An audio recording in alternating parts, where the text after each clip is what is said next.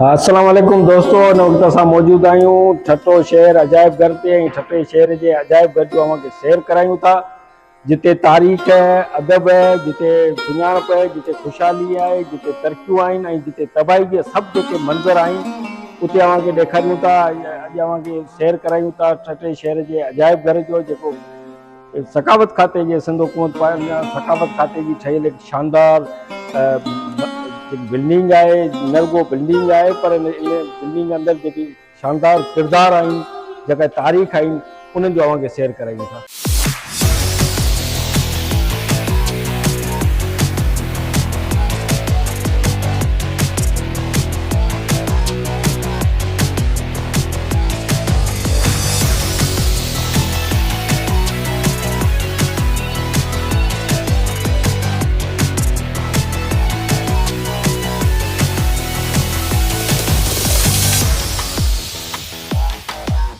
ठटो उहो शहर आहे जंहिंजी मिटीअ में तारीख़ जा अनेक बाब दफ़न आहिनि, जिते अरवाह जो जोटो सदियुनि जी ॻाल्हियूं साण खणी हलंदो आहे। उन्हनि ॻाल्हियुनि खे लफ़्ज़नि, रंगनि ऐं शिकलनि में महफ़ूज़ रखण लाइ ठटो अजायब घर हिकु अहिड़ो माॻ आहे जिते वक़्तु ॼण बीह वञे। जॾहिं को माण्हू उन अजायब घर जे दरवाज़नि मां अंदरि कदम रखे थो त हू रुॻो हिकु इमारत में दाख़िल नथो थिए, पर हिकु अहिड़ी दुनिया में वञे थो जिते माज़ी जूं पंहिंजो वजूद पाण बयानु करे थो। हिते रखियल हर शइ भली आहे, पोइ उहो को पुराणो सिक्को हुजे, को ज़ंग लॻियल हथियार या को रवायती लिबास, सभु पंहिंजे अंदरि हिकु कहाणी लिकायो वेठा आहिनि। इहे कहाणियूं न रुॻो तारीख़ जूं आहिनि, पर उन्हनि माण्हुनि जे एहसासनि, संदनि ज़िंदगी ऐं संदनि ख्वाबनि जूं बि आहिनि। हिन अजायब घर जी ख़ामोशी बि अजीब आहे। उहा ख़ामोशी सकून भरी न, पर ॻाल्हाईंदड़ आहे। उन ख़ामोशी में वॾो शोर आहे।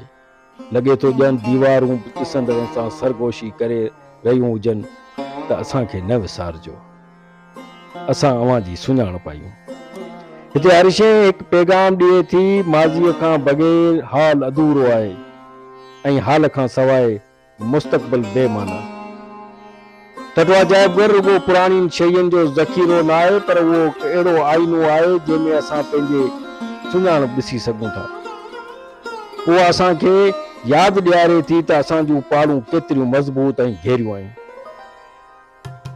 इहो असांखे सेखारे थो त जेकॾहिं असां पंहिंजी तारीख़ खे विसारे छॾींदासीं त असां पाण खे विञाए वेंदासीं। अॼु जे तेज़ रफ़्तार दुनिया में जिते हर शइ नई तरफ़ दौड़ी रही आहे, उते अहिड़ा माॻ असांखे थोरो तरसणु, थोरो सोचणु ऐं पंहिंजे वजूद खे सम्झण जो मौक़ो ॾियनि था। ठटो अजायब घर बि अहिड़ो ई माॻ आहे जिते माज़ीअ जूं ख़ुशबू हाल जी साह सां मिले थी, हिकु नए अहसास खे जनम ॾिए थी। उहो सिर्फ़ु हिकु अजायब घर न आहे, इहो असांजे वरसे जो मुहाफ़िज़ आहे, असांजी सुञाणप जो अमीन आहे ऐं असांजी तारीख़ जो ज़िंदा सदा आहे।